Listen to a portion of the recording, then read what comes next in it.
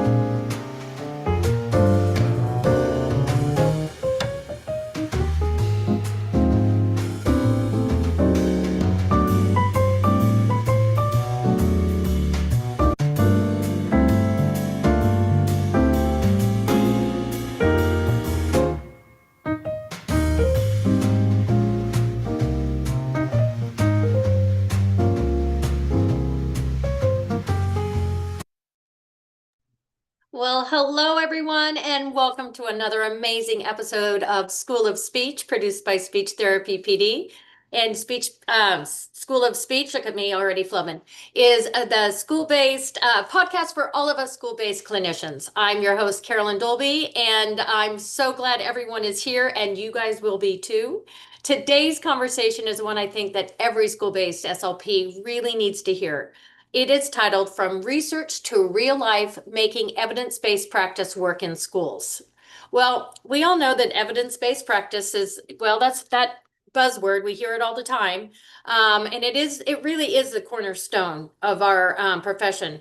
But let's be honest, after a full day of evaluations, therapy, IEP meetings, paperwork, and answering, 437 emails, finding time to dig through research it's impossible. So we know we need to do it. So how do we actually make evidence-based practice practical? How do we quickly determine whether a study that we're reading is going to apply to the students that are sitting on our caseloads?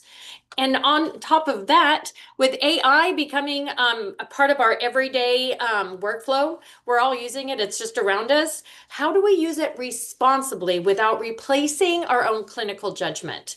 Well, that's exactly what we're going to be diving in today.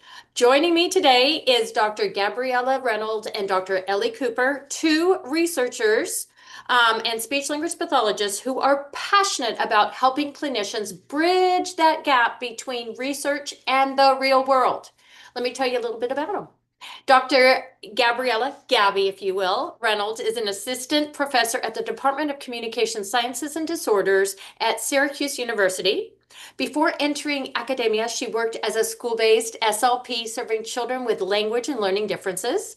Her research focuses on language and literacy development in children with hearing loss, and she is committed to making research both clinically meaningful and accessible for practicing clinicians. Okay, that just lit me up. I was like, yes, please. And she is joined by Dr. Ellie Cooper, also an assistant professor in the Masters of Speech Language Pathology program at the University of St. Augustine for Health Sciences. Dr. Cooper is a certified speech language pathologist, a listening and spoken language specialist, and a former member of a cochlear implant team. Her work centers on improving language, literacy, and hearing health outcomes for students who are deaf or hard of hearing while supporting the professionals and the families who serve them.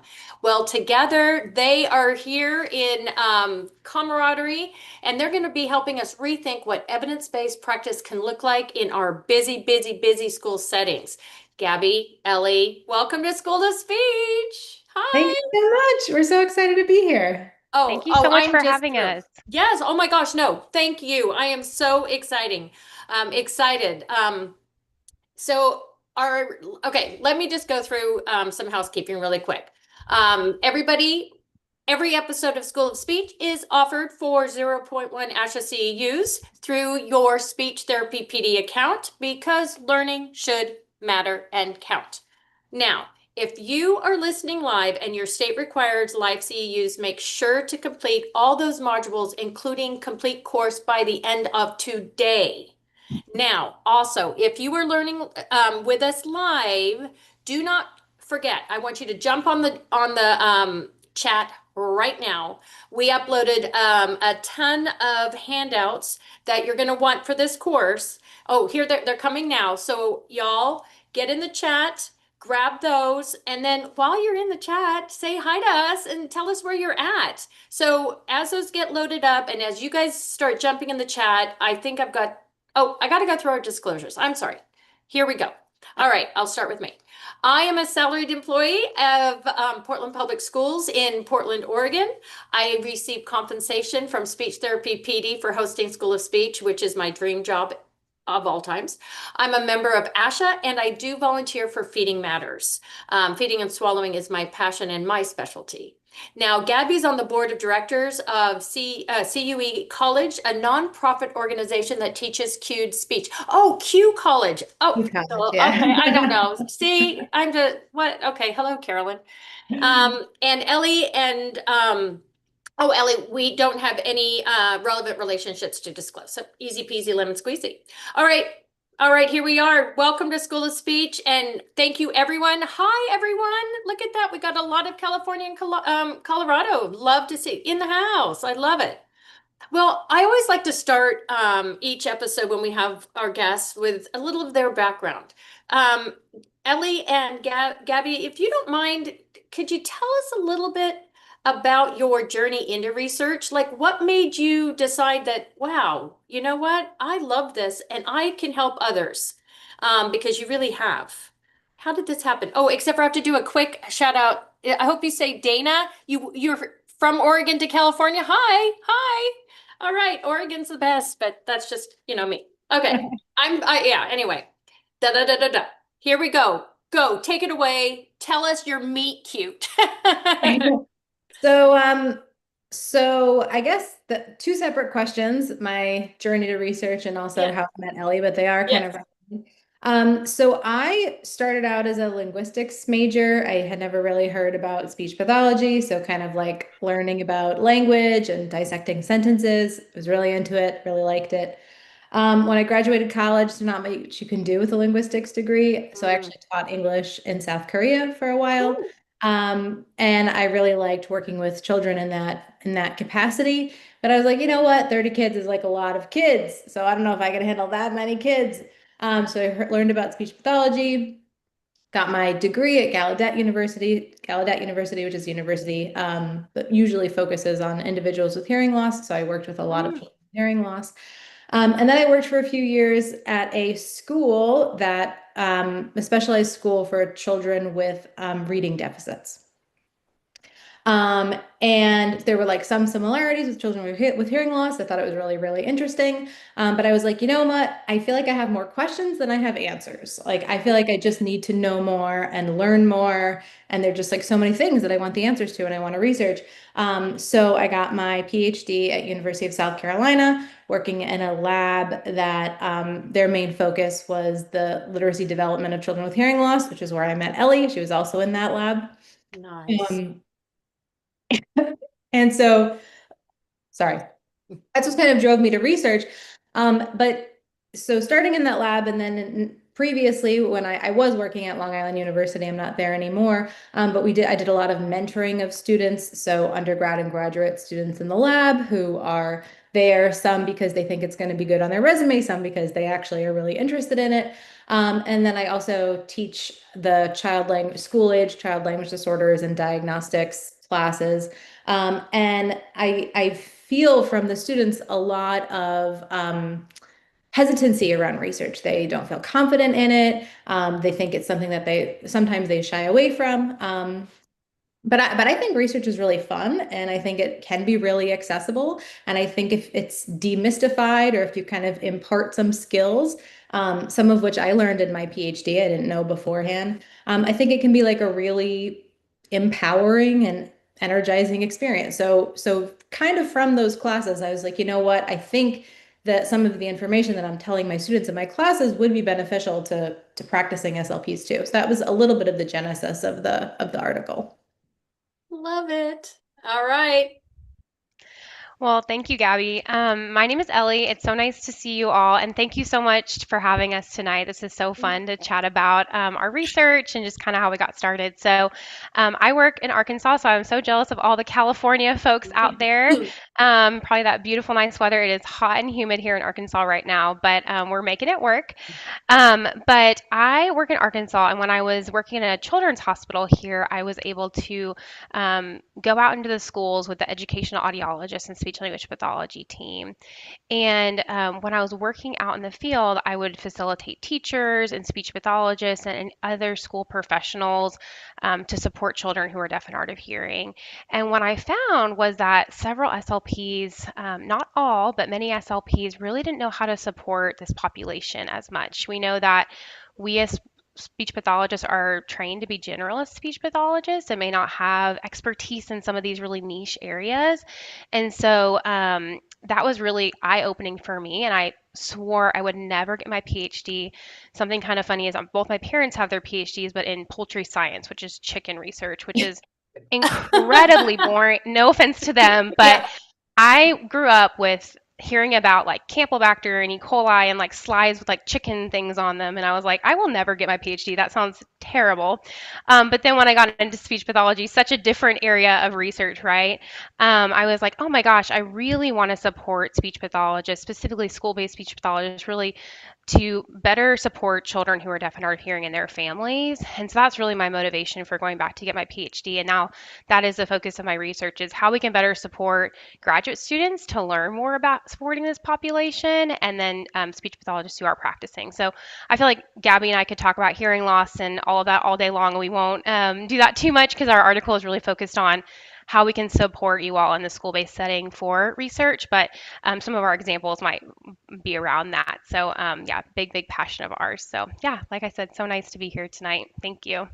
So, okay, two things. Two things have come to mind. First of all, um, uh, I would love to have you guys back on to talk about hearing loss because that would be a We would great love other it. topic. So yeah, so you heard it here. They said yes. So I so We would love that. If this goes okay, well, so then you can that's the tell us first one. after. And then the second one is what the common thread that I heard is in regards to our maybe our low incident population for Mhm. okay, what you said, which really I like it really resonated that school-based SLPs like myself are generalists. We can't, well, except for me because I'm a unicorn and I specialize in feeding and swallowing. So okay, but anyway, the global we. Mhm.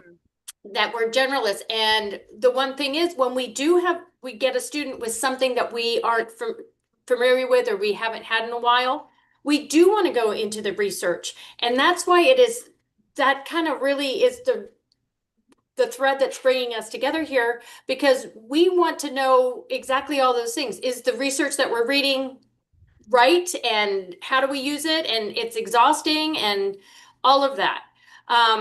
So this kind of leads me into the first question that I'm gonna um, I'm a lob over at Gabby because we do need evidence-based practice, and it does sound really simple, like oh, everything I do is evidence-based, but it's not. It's really hard for us school-based SLPs to consistently use research supported every day in practice. Um, so let's talk about like why let's like make us feel better. Yeah, so that's a good question. And I think it's really important to acknowledge that some of the reasons why maybe SLPs aren't reading as many articles as they would like or as they kind of envision themselves, our caseloads and schedulers are not set up for reading research. People typically don't have like an EBP block in their schedule where it's like, oh, this is the time in your week when you're going to be reading research articles. It's right. That's like prep time. That's not necessarily that would be what that would be for. So I think like one of the biggest limitations is schedule constraints. And then I also think limited resources is another one. So yes, through ASHA, we get access to the ASHA journals, which is great. But a lot of other research that is out there might be behind paywalls or it might be Yes. so that's like another big limiting factor too, that unfortunately it is the case. And then I think also like there is some difficulty navigating through the existing research to find what we're looking for, to find the answers to our clinical question or something that's going to be relevant to our clinical population. And so I think all of those things together kind of work to make it a sometimes challenging task. Yeah, and I think time, right? Because we have to read through things because I've jumped something into Google and a lot of stuff's coming up and I know we're going to get into that, but how do I know what I'm reading is really right? Because there's a lot of I'll say, there's a lot of programs out there that are like, hey, do this, do that, do that. And how do we know that that's really what we should be doing? So I know that um, that there are barriers. You're right. There's time, there's money. I don't know. And yeah, budgeting. So I guess because we know that there's barriers, where should we begin? Right? Which I think we're gonna get Ellie involved here because many clinicians are just overwhelmed. Like I get overwhelmed too, even though I totally geek out in research. But I get overwhelmed too to make sure that what I'm reading is really evidence-based. When I'm opening up a research article, what I would love, you are gonna demystify this, and this is what I love, y'all that are listening. You guys are gonna have your minds blown. So, what should we actually be looking for? And then where can we quickly find the most important information? Because you're right, we want the cliff notes. Yeah? Right, absolutely. That's what we all want, right? Are we reading the right research and is it Yeah. actually applicable to what we're doing as clinicians? And I will say the answer is it depends, but let me explain why, right? I'm like, Okay. oh, I'm going to give you the answer, but I'm going to talk you through it. So, we've shared our article with you, and so I'm kind of going to go through some of that, but I think it's going to be a great resource for you all. I'm so glad that you're going to have that resource and then all of the handouts and things like that with it. So, what we talked about in the paper quite a bit is the different components of a research article. And when you really peel away, it's not as scary when you're looking at one or two things. So, what I will say is when you're looking at the lit review, so depending on your topic, so let's just say you want to know more about how to facilitate a child who's deaf and hard of hearing with like maybe some syntax intervention.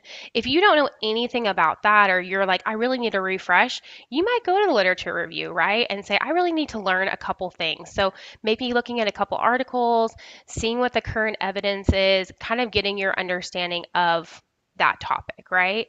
And then if once you Jump in, have Ellen. that, what? Sorry, can I jump in real Yeah, quick? please jump in. So the literature review for people who maybe are not as familiar with it, that's where the researcher is going to go back through all the existing research that exists on a topic and kind of rehash it. And Mhm. if the article is good, if there's like differing opinions, they're going to talk about the differing opinions. They're going to talk about the different ways of doing things. They're going to kind of lay it all out there. So like when I have a student who I'm mentoring and they're like, I don't know anything about this topic, I'll be like, well, go read the literature review of a few different papers, and that's going to give you like a broad overview. Okay, sorry. No, I'm so glad you mentioned that because that's exactly what we're talking about, right? Kind of getting the pulse on what the research is. So you might have to look at a couple different papers and kind of seeing what they're saying about that topic. Now, if you feel like you have an understanding of a topic, but you just want to know more maybe about like syntax intervention, something like that, and you're an elementary based school-based speech pathologist, and you're looking at the methods section, so kind of moving now into the methods section of a research paper, if you're specifically wanting to look at early elementary students and how you might use an intervention with them, you want to look at the methods. You want to look at the participants, where they did the study, how they did the intervention, and actually see if it's going to be applicable to where your setting is, right? So if you are working with elementary students and all the papers are about high school students, that's really not going to be a great place. You might have to Mm. do a little bit more digging, right? So I'm not saying skip the literature review for that one, but if you're able to already know about the topic and you just really want to know what can I do with 5 and 6 year olds for this syntax intervention, and you see a paper that's more based on high schoolers or that sort of thing, you kind of see from the method section, like this may not be the right paper for me. So that's why each of these sections is helpful to kind of know what your goal is. And then if you are wanting to learn about that, and that's the part of the methods, there are 5 and 6 year olds, your exact intervention, like unicorn paper, Yeah. that sort of thing. Then you want to move into the results section. So what they did in the paper, maybe what types of interventions they did with different study designs, which we can get into a little bit more, and we talk about it quite a bit in our paper. And then what those results mean. Sometimes I feel like even me, who has been to school for statistics and analysis, it is a little bit overwhelming, and I am not a pro at all the stats, all those things. That's why I have friends who are statisticians, right? And that's where I think the discussion is really helpful. So getting a general idea of what the results are, you don't need to know every single little thing, but then seeing what their discussion says, because they're going to break it down for you and bring it back up to the literature review. Like, we know all of this. This is what we know now from based on the results section. And what does that mean for the clinical aspect of it, right? So one other section that I love and I want to mention is the clinical implication section. So several papers are doing that now, and I love that, right? Because some papers you're like, I'm not quite sure how this connects to research, and sometimes it's very obvious, but I think that's so helpful when you don't have much time, like we've talked about, and you're trying to get through. That's also a great place to start. It's like, does this clinical implication of this paper actually make sense for what I'm doing? I'm actually going to spend the 15, 20 minutes kind of reading through this paper, or this really doesn't make sense for what I'm looking at. I'm going to move on.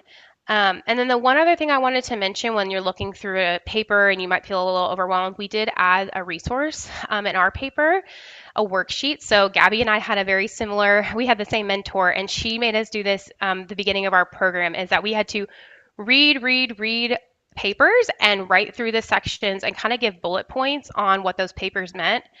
And at the time, I was like, oh my gosh, this is so much work. And I don't, it's like, what's the point of all this? But it was so beneficial. And I'm not saying everyone's going to have the time to do that. But if you are reading a research paper, using that worksheet and then having some of those bullet points, because you can say, oh yeah, I had that paper once. Let me go back and read my bullet points. And it kind of helps you walk through those sections. So we do have that resource for you all as well. And the worksheet that we have, we also say what kind of information you might want to find in each section. So it like walks you through questions that might be clinically relevant, and then it'll say like in parentheses where that information is probably located.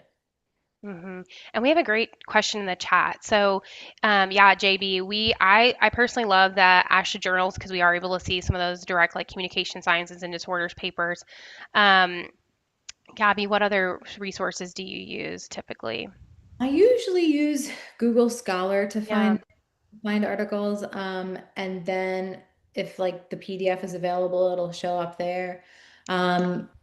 If it's not, which sometimes it's not, then I might try to find it another way, or I might just look for an article that I have full access to.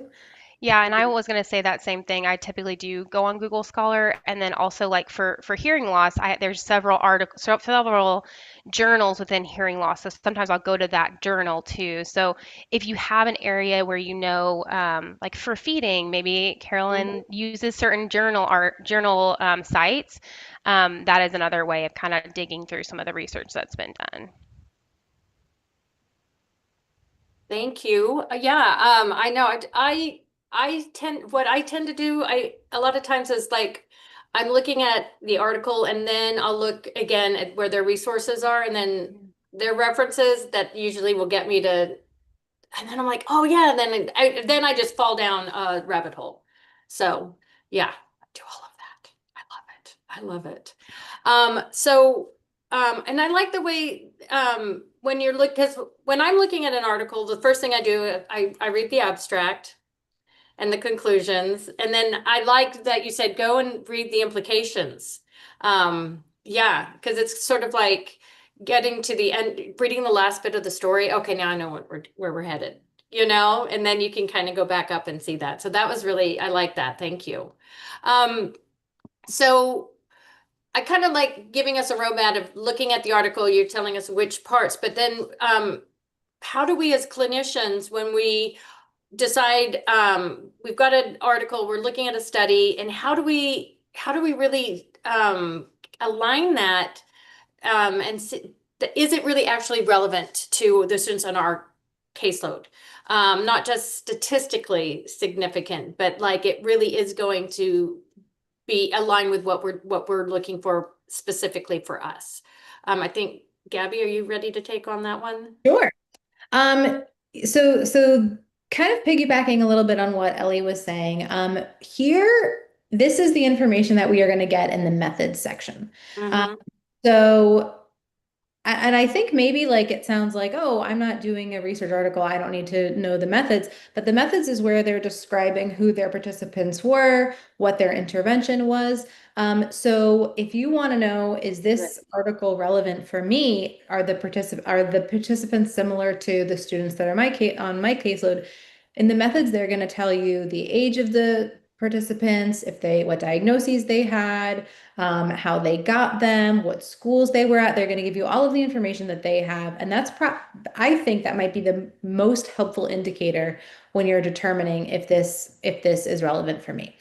They're also going to tell you how they did the intervention. So like when we're thinking about if something is statistically significant versus clinically significant, Yeah. if an intervention is very difficult to learn how to do, or if it's expensive to get training, or let's say it requires like equipment that is really expensive, all of that's going to be detailed in the methods. And those might be things that might make, even if the article is statistically significant, it might make it not clinically significant. If you don't have the ability to buy a special, computer that requires a particular software, or to Right. get a certain kind of training, or something, or something that also happens a lot is maybe the intervention was administered by researchers following a very rigid protocol and like a one-on-one quiet setting. Well, maybe you're not going to be able to see students in a one-on-one quiet setting and follow the protocol exactly. And that's not to say that that study is not going to be relevant, but that's up to the clinician to read the description on the participants, read the descriptions on the intervention, and think about, are these participants similar to the students in my caseload in some way? Is the intervention, how they're delivering it, something that I think I could do either exactly or adapt and still be successful? And so I think like the method section is a really great place to find that information. And then there's also, I don't know if we want to get into it now, but there's also some study types that I think don't get taught as much in graduate classes, or as they maybe weren't taught when we were in graduate school, that also offer like really important clinical significance. So things like a single subject design. Should I break that down? Yes. Yeah. Yes. Now is I perfect. think it's important too, Gabby. So we were talking about earlier, like those low incidence populations, and so Mm-hmm. some of the kids that you might see on your caseload, you might have never heard of a diagnosis or a syndrome or those sorts of things. So I think, Gabby, talking about the single subject design is really important for those sorts of cases because it really will be clinically applicable to potentially your caseload. Yeah. So a single subject design essentially is a study design where instead of having a large number of participants, we have a very small number of participants, but we collect a lot of data on them.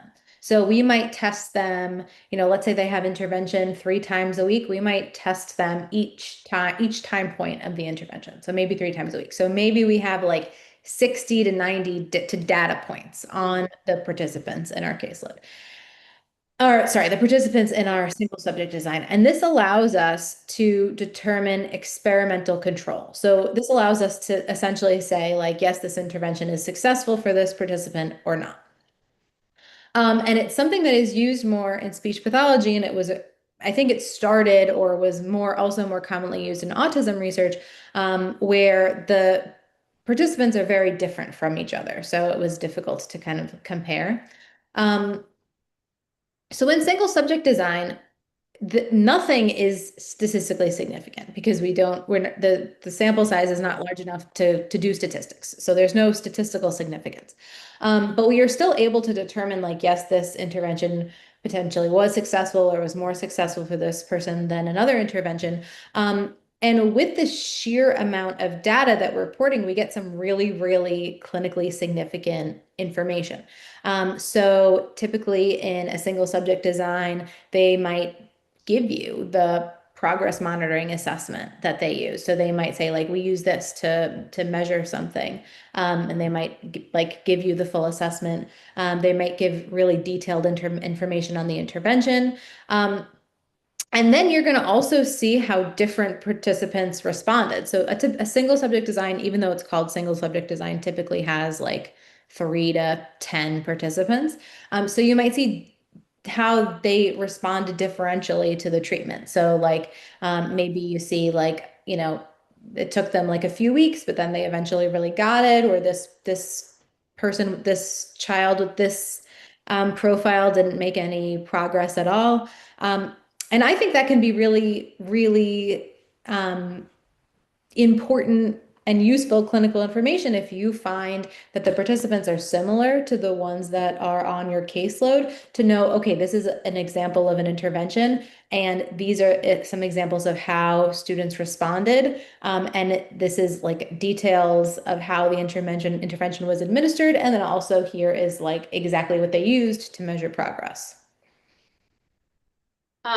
And I like the fact because I would have just assumed that a single subject was just one person. I like it that it says it's just a small sample, but I like that seems like really relevant for us, especially if it's aligned with the group of the, like profile that we're looking for. Um, I'm hoping to see a lot more of those. One other thing I'd love to chat about too a little bit is qualitative research too, and I think that can be really impactful depending on um, the population you see, and then also when you're working with counseling with patients too. So we talk about this in the manuscript because I feel like there are a lot of different types of research studies, but qualitative has become more popular, or even like a mixed methods where they're doing quantitative and qualitative.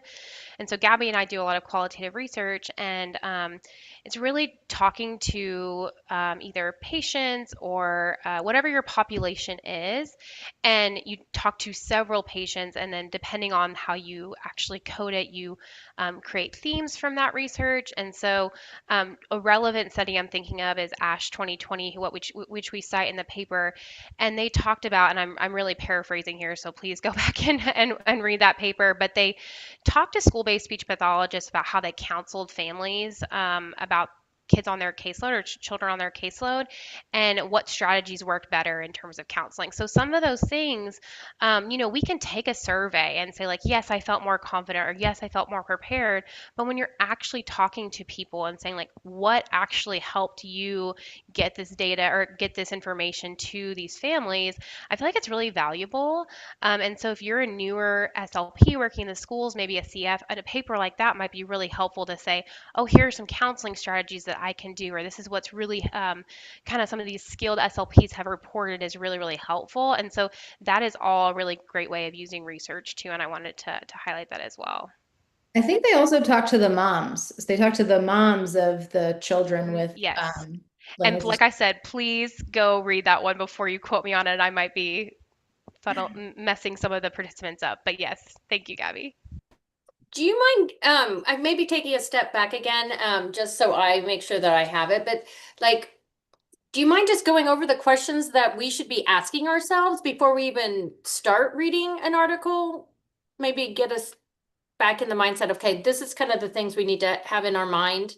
Um, are there general questions that we can just already know that these are the things that we want to check out about? Ellie, do you want to do it or you want me to? Either way, I clarifying like when you're talking about like looking at an article in the very beginning. Yeah, Yeah. if you want to jump on that, Gabby, or I can. Can you start and then I want to pull something up that I think might be helpful. Yeah, so when you're first looking, like you're saying, when you're first looking at a paper, is it relevant? Those sorts of things. So, like you were saying earlier, I do like to look at the abstract. I do like to Yeah. see.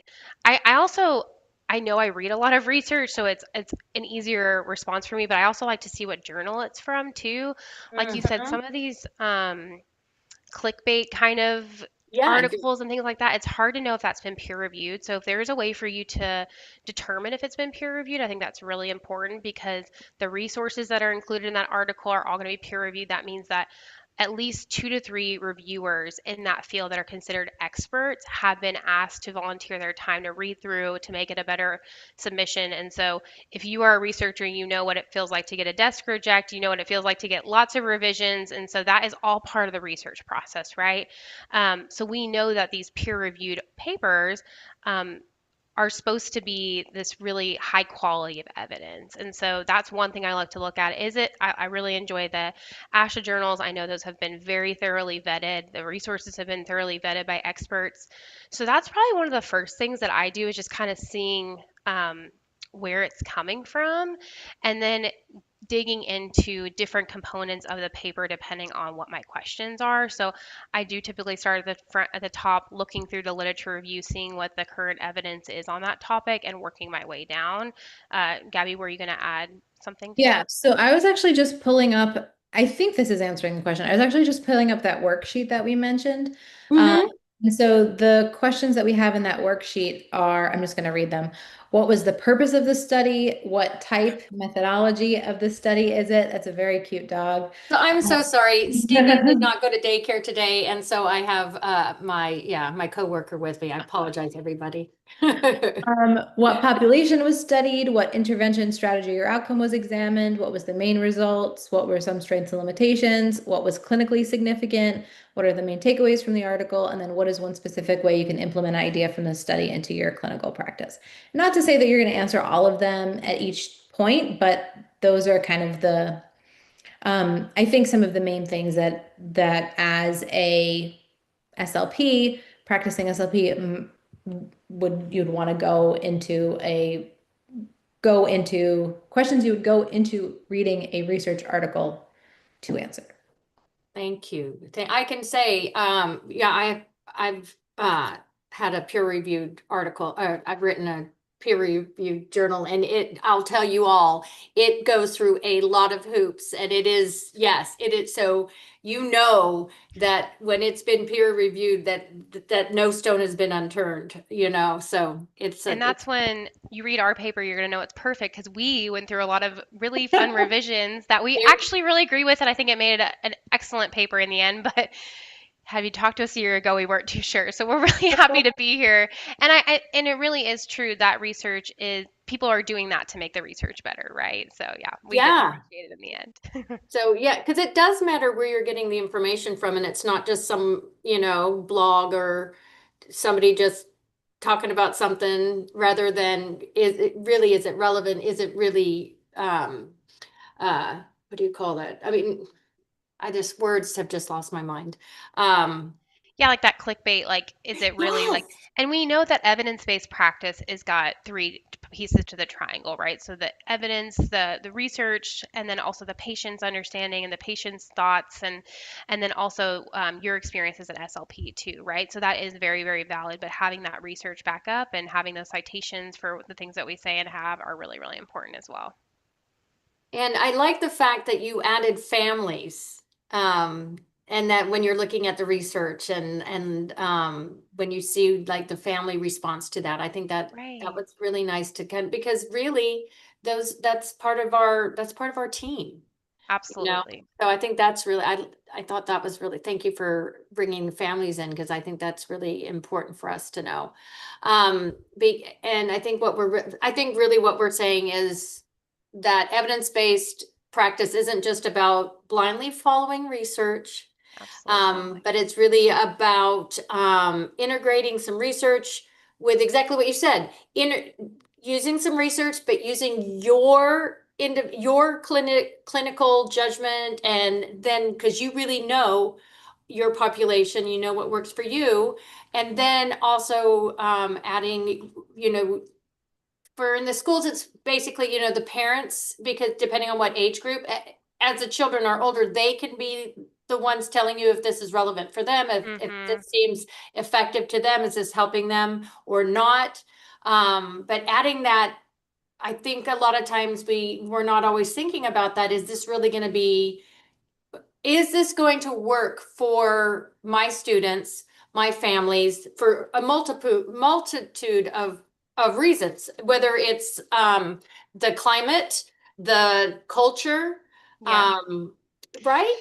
And I think too, going back to what Gabby said too, if you're looking at the methods section and every single day you had to meet with a parent to discuss this intervention Mhm. strategy, how realistic is that for our school-based SLPs, right? And so Right, thinking about yeah. realistic, so like we have the values of the family, they probably think it's very important, but the realisticness of it too, from your experience, like you're not going to be able to have that family come every day, right? So that's how I think that if you're looking at more intervention studies, looking at that methodology and saying, will this actually be clinically appropriate for this child on my caseload? I might have to pivot and do something else depending on. So looking at those articles and really seeing what seems feasible is important too. Absolutely, which also, not only if you were conferring with the parent every day, but if they were having to do something afterwards, Mm-hmm. right? Yeah.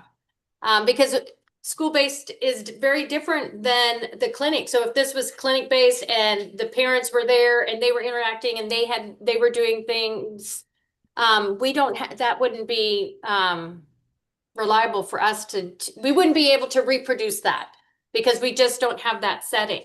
So I think that's really important. Mm-hmm. I can't believe I've never had to do this, but I am gonna have to open a door for my dog. I am so You're sorry. totally fine. Um, I'm just surprised my children have not barged I through here cannot believe this because has never happened. But you know what? I just 1 second.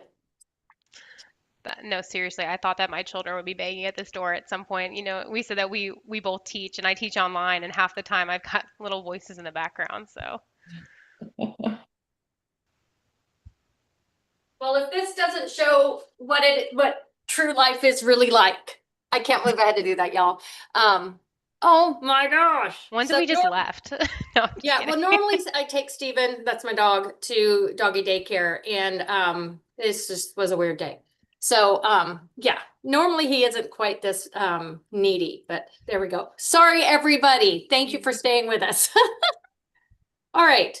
Let me get my mind back in it because yeah. So we've talked about, how the articles are set up, the important parts to look at, looking at the methods. That was a really important part to see who were the participants and exactly what did they do and how did they do it, and really deciding, is that something that I could actually reproduce? Because you're right. I mean, sometimes it's like, yeah, they had 14 clinicians and 3 kids, and right, that we can't do that. Yeah. So I think that looking at our time, sorry about that. I want to make sure that we also answer, because I know that you talk about using artificial intelligence. Do you mind if we kind of switch and kind of Sure. go into that? Because AI is really just changing the way many of us work. It's a great assistant for a lot of the things that we need to do. And I know that a lot of us are still like unsure of, is it safe? Is it ethical? Am I wanting to make sure that I'm not putting anything out there that would be, okay, I'm talking about like legalities of it. I don't want to Absolutely. do anything that is going to cause me to go to court. Right. Great. Yeah, Good idea I want to for stay out of jail. life. How about that? I want to stay out of jail. Same. But yeah, well, we're talking about AI, definitely. So thinking about school-based SLPs and how they can use AI for research, and then kind of with that caveat of with caution. So we went into this in quite a bit of detail, and so we are excited that we were able to publish on this because it's very, Mhm. very important. In terms of use of AI with research, AI, like if many of you I'm sure have used generative AI systems, it does a good job of synthesizing research findings, generating summaries, and even insisting there's in some clinical decision making, right? With a major caveat of this is a developing program, there are lots of hallucinations, and then there's a lot of areas of ethics that really need to be considered. And so, like what you were just getting at, Carolyn, is that whatever you put into AI is not HIPAA compliant or FERPA compliant, right? And so you need to be really careful. I would never put in, I have a deaf child who's 5 years old, this is their name, this is their date of birth, this is the town we live in. Like, I would never do any of that. I'd be very, very careful about that. But you are able to say, I've got a child who is deaf and hard of hearing on my caseload. This is their age, some of the areas that we're having trouble with. Can you pull some research for me? And so, what I wanted to kind of talk about with research and AI is that when you're thinking about brainstorming and working with a chatbot, I feel like that's a great way of using AI, right? Mhm. Because, like we talked about, low incidence populations, or maybe even working with a certain population, you need updates on some of the literature. So, talking back and forth. Is there articles that you can pull for me? This is where I'm struggling. I'm looking for some interventions, or what can I do with a group therapy setting? Some of those things I think are great, with the caveat of really assessing what the output is really critically. So we know that AI comes from the internet, and the internet has a lot of stereotypes, a lot of errors. And so one of the examples we gave in our paper was that if you're asking about a child who's ADHD, almost 99% of the time it's going to say it's a male because that's the stereotype of ADHD. So some of those things we really need to be careful about. And then Gabby and I both work as professors, and so we'll see like fake citations. I'm sure, Gabby, you've seen that from students who've submitted work and they've got these citations, and you'll look at them and they are false, right? So AI is making things Papers up don't to exist. please. They want you to stay on, they want to encourage you. And so, we're going to say something, Gabby? Oh, no, I was just going to say the papers don't exist. The They citations. don't exist. And so, Mm, what I'm really that's cautious frightening. about is that if you ask about a topic and you ask for the citations, actually going to those citations, actually clicking through and making sure you have access to that, and not saying, oh, I did my research on Hmm. this topic. Don't trust that, right? And so that's one of those like big limitations. So you can absolutely use it for, generating some of these summaries, that sorts of things, but with that big caveat. I was going to mention a couple other things. Let's see here. Yeah, always checking citations, just having guardrails. My thing is, would there be specific prompts that we can use to keep it, so we're specifically asking maybe, or any kind of prompts or tasks, you did say brainstorming that you personally find helpful or that you use that you could share with us? Yeah, go ahead, Gabby. Um, okay. Well, I'll start, then you can add on. So in our paper, we walk through specifically how to use AI, like freely available AI, for the steps of the EBP process. And we talk about how how AI could be used for each step and what are some like considerations for each of the steps. And in our paper, we give like an example prompt for each of those steps of how AI could be used kind of more responsibly, and then what are some of the checks you should do on that information um, after. So kind of like what Ellie was saying, like what are some information for a child who is deaf of hard of hearing who's 5, or maybe like I'm working with a child with autism on using an AAC device. What are some clinical questions that I might have, or like what are some evidence-based practice questions that I might arise. And if you ask it a question like that, especially if you say I'm a speech pathologist, it'll give you a lot of questions. And some of them are pretty sound. Some of them might not be relevant, but it might give you like a really good starting point. And then for evaluating research, which we haven't gotten too much to in this podcast, but you can ask it general questions like what are some, so like let's say you're looking at, you find a systematic review, which is a kind of review paper where they like they look at existing papers and kind of Mm-hmm. collect information versus, a randomized control trial study or non-randomized control trial study. You might say, what are some benefits and drawbacks of these studies, or I have this type of clinical question. Is this well suited for these studies? Or kind of maybe asking it not general questions, but like not questions about um, finding a specific citation, more like about helping you navigate the citations. Yeah, that makes sense. Uh, I mean, I'm a little hesitant to say, hey, AI, give me a therapy. I don't know, that doesn't feel right to me, Right. you And know? so I agree with you, right? And so I think what we're saying is using it in tandem with your own research too, and so not relying heavily on AI. I would say for me, if I was working clinically, I might rely more heavily for like therapy ideas, or like we use that as our paper idea too. We're saying, we're working on initial S with a patient. Can you give us a story about a snail Yeah. with initial, or I don't even know what we said, where we use initial S. And so we're working on articulation.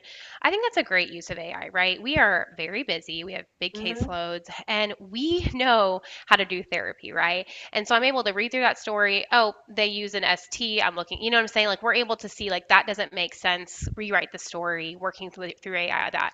The other example that I like too is, I've written this report. This is my own writing. Can you AI make this more parent friendly? Can you make sure it's a under sixth grade reading level or those sorts of things, right?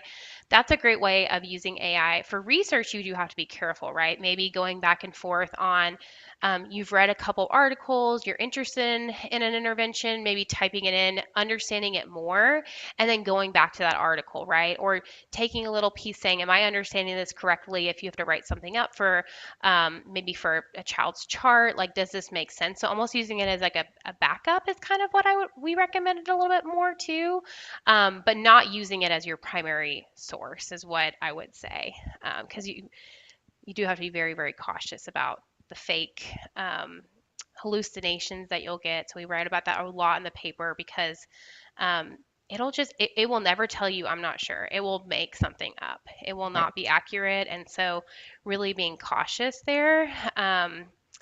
And so really using critical thinking skills too about what it's actually output and if it really is relevant to what you're looking at. And we have in one of our supplemental materials, we have a list of AI that is AI tools that are like specifically for research. So there's one that like that the research is the studies are already in there, the papers are already in there, and it's like a map. So you have one paper and then it like links to all the papers that it cites. So it's not going to answer your EBP questions for you, but it's like a different way of navigating the research that might be a little bit more accessible. And Thank we you. give a couple, we have a chart in the paper too of different um, AI systems that are for research or more for brainstorming or those sorts of things. So, correct me on, is it Research Rabbit where it might synthesize more of a research topic for you? And so we've kind of laid that out there for school-based speech pathologists of what you might actually look at because ChatGPT might not be the best option for you. That might be what you use for, finding an email, but may not be the best for pulling literature, pulling papers, and it might be able to give you something more on those like research-based AI systems. Did you say Research Rabbit?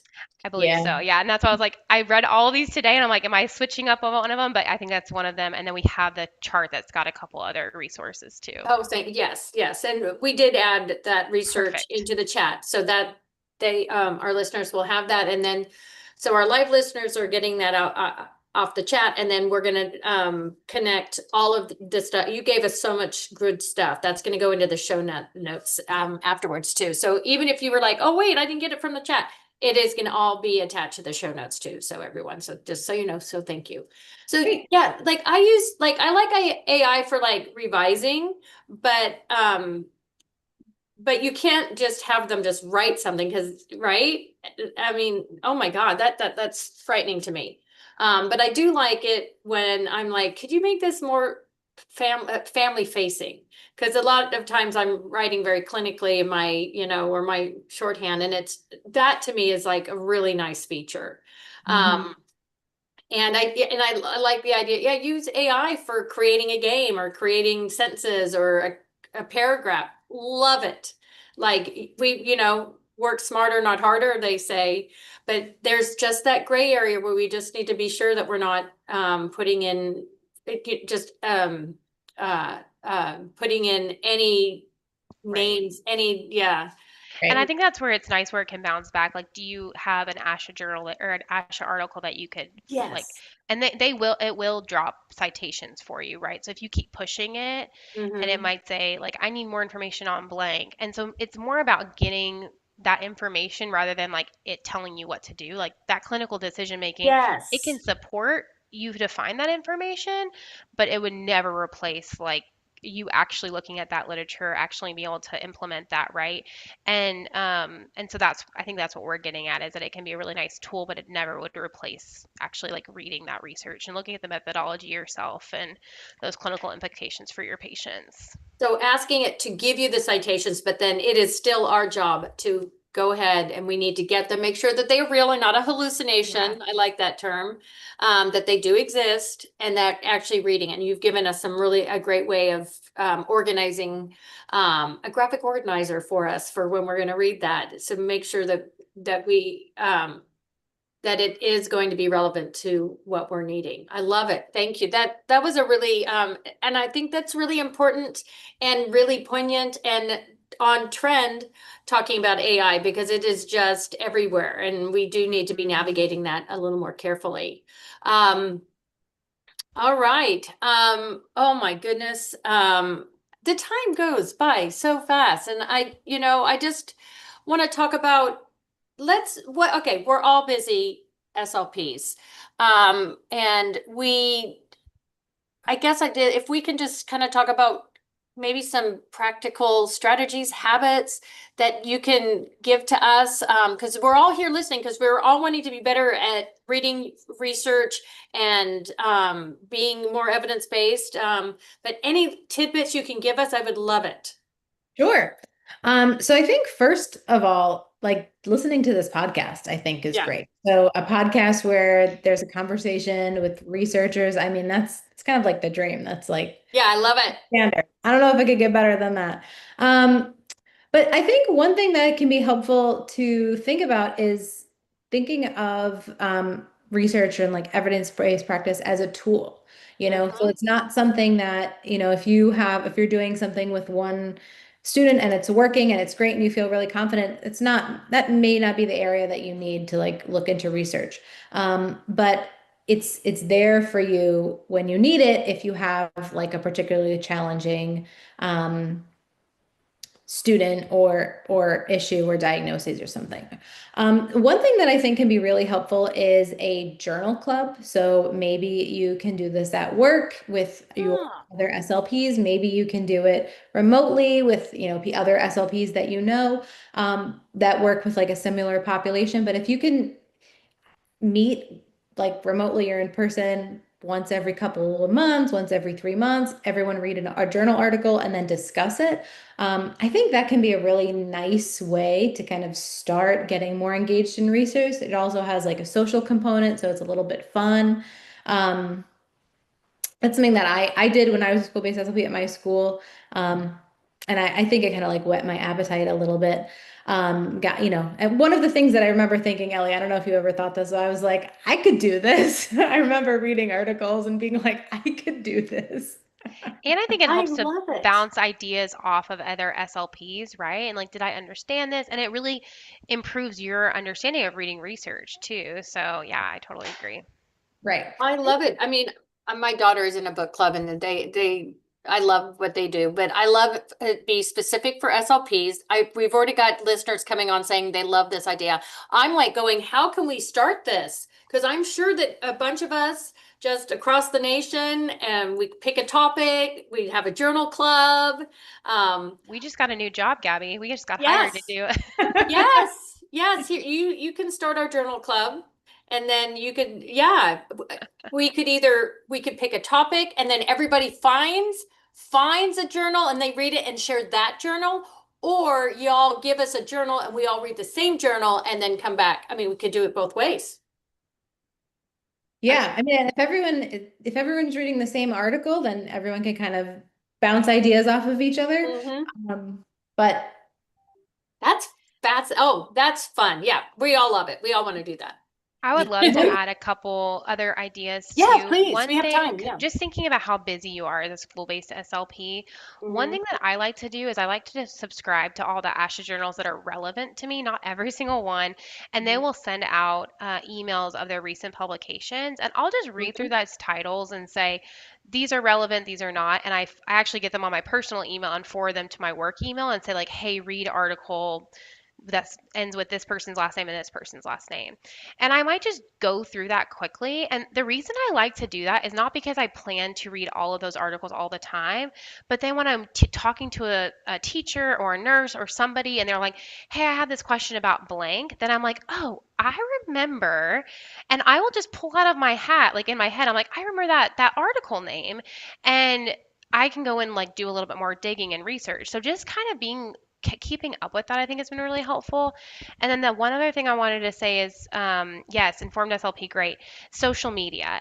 There are so many labs that are doing just incredible research in our field, and they have infographics and they have social media on pretty much all the platforms, and they're really putting it into smaller bites to get out their research, right? Because that's what they want to do. They want to make research that is clinically applicable, that we can use out in the field, that we can actually implement. And so I have started following, I don't want my whole social media to be all work, and I'm not encouraging that either, but a couple labs where you're like, oh, that's really interesting. Let me go look up that paper.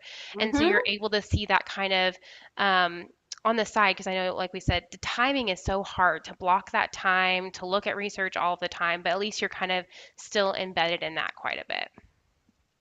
It would be so great if we were given the time, I as know. part, because I mean, And um, that is, yeah, that is one area that consistently, even though even SLPs who feel really confident in this area, the time is what they report that they yeah. struggle with.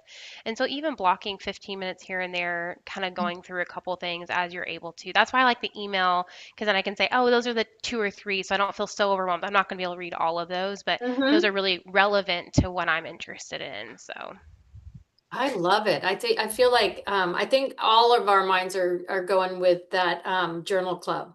That you really hit something. mhm. I think that just sounds really great. And I do think also, um that just making some time, and I think is if we just start getting used, just adding that in as that's our new normal kind of a thing that we are gonna, it becomes easier. Yeah. Oh, we do have a question about, are there any specific, oh, that is good. I should have thought of that. Are there any specific labs that you found to be helpful to follow on your social media? Yeah, so one of the things that I like to do is follow labs from, so kind of looking at the first couple authors on a paper that you like and looking them up on social media, or typing them in. Their university might come up, their labs might come up. So there's quite a few labs out of Boys Town that are doing really great research. Almost every single lab at Boys Town has an Instagram. So those are some of the ones that I primarily follow. Um, there's Kelly Farquharson in Florida. She's Oh, got great yes. social media. I'm sure so many of your guest speakers that have been on the podcast have, if they're researchers, they might have social Hmm. media too. If they're on this site, Gabby has her own social media. I do not, but Gabby does, and so that's a great way to kind of start a following to be able to keep up with their research and their labs. Thank you. Yeah. I think this has just been such a great topic because I think we really are. I mean, SLPs, we love to learn.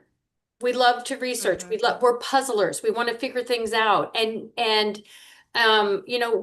might not be able to do the research ourselves, but having people out there doing the research for us, it's out there. We just need to go get it. Right. And right, because it's out there, and there's great. I do love it. I do the same thing, Ellie. You were saying that you subscribe. Absolutely. As I get those emails, and I'll go through the titles, and of course, especially when it's school based. And then I love it. Thank you, KK. You're saying yes. Love to learn. Thirst for learning. I am the same way.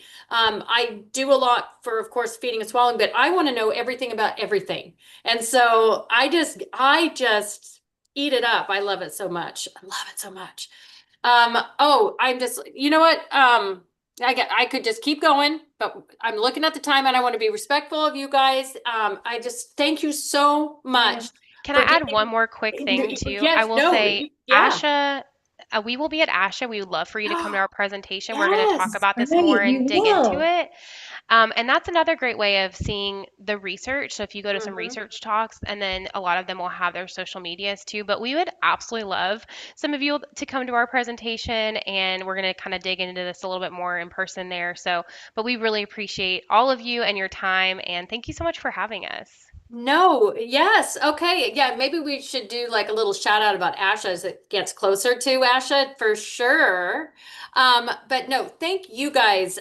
Yeah, thank you for sharing your article and all those handouts. I mean, it is really step by step, and it gives us so much to go on, and you're very generous. And so thank you so much for your generosity. And I know that our listeners are going to be walking away with just they're going to be reading articles.